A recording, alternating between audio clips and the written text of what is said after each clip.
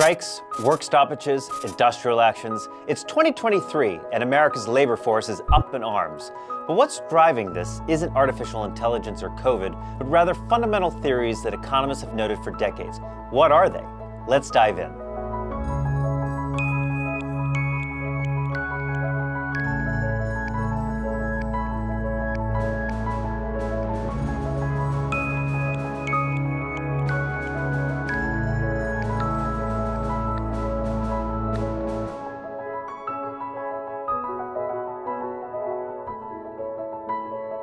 Let's turn to the concept of superstar economies or tournament markets, which are described in Sherwin Rosen's seminal 1981 paper. Superstar economies exist where small differences in quality between workers can lead to exponential wage returns due to the power of broadcast technologies. These superstars belong to a tournament.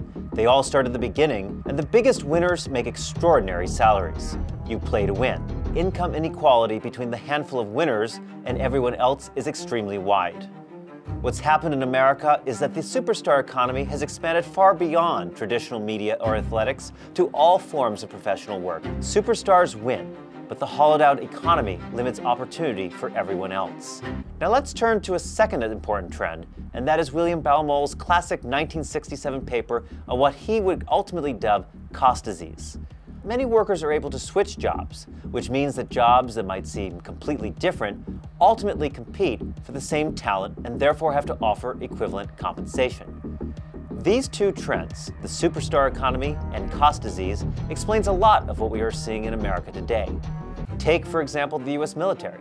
America's military leadership shrilly warned the past 2 weeks about the challenge of recruiting soldiers. The story kicked off back in March with a prescient overview in War on the Rocks, which summarized the situation simply as the all-volunteer force may finally have reached its breaking point. Why?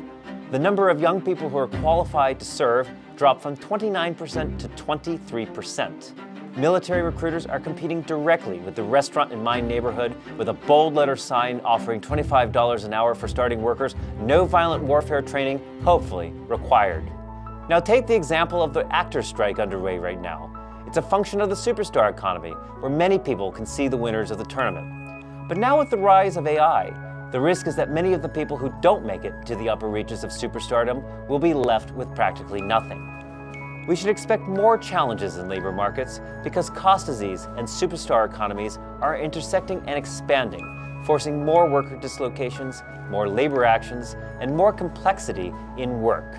No one orchestrates these labor markets. The effects emerge from the individual decisions of millions of workers. But those micro decisions aggregate to massive macro shifts that the US must confront head-on and soon.